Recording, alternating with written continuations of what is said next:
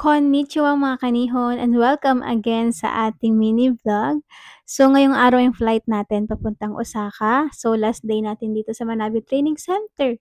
Ayun, so magwo-work na kasi tayo mga kanihon. So tapos na tayo sa pag-aaral.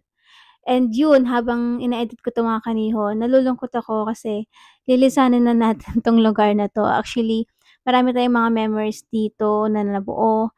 And then yun, ito din yung una naming nilapagan dito sa Japan. And then dito din tayo natuto mga kanihon. So nag-aral tayo dito ng Nihongo for 1 month. So nakakamiss din sila Sacho, Butchu Sensei, and then yung mga naging classmate din natin.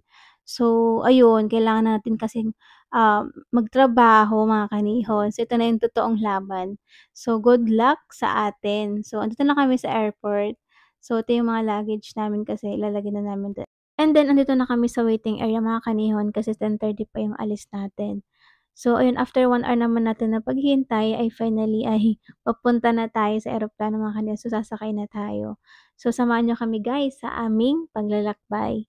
So actually 1 hour lang naman yung biyahe dito mga kanihon, pero ewan ko ba natulog pa ako. So ang sarap kasi matulog dito mga kanihon. And then after 1 hour, ayan andito na tayo sa Osaka. Ayan, apakaganda dito guys. Sobrang peaceful lang, parang sa Manabe din, pero ibang-iba din ang Osaka talaga. Ayan, so papalabas na kami ngayon and then imi-meet lang namin yung kasama namin. Actually kasama namin siyang flight, yung sumundo sa amin. So, yung ngayon pababa naman na kami and then kukunin na namin yung mga luggage namin dito. So, dito kami maghihintay.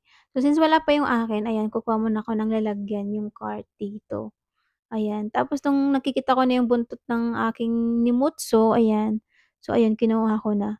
And then yun, andito na kami sa labas. Actually, papunta na kami ngayon sa train, ayan. So magte-train pa kasi kami papunta dun sa dorm natin. So 2 station pa kami. And then andito na kami sa train. And then after 30 minutes naman ay andito na kami. So naghihintay na kami ng sasakyan namin. So ayun, hanggang dito lang mga kanihon. Actually, maikli lang 'tong aking vlog. So marami pa naman akong vlog mga kanihon. So yun, thank you sa panonood. Bye-bye.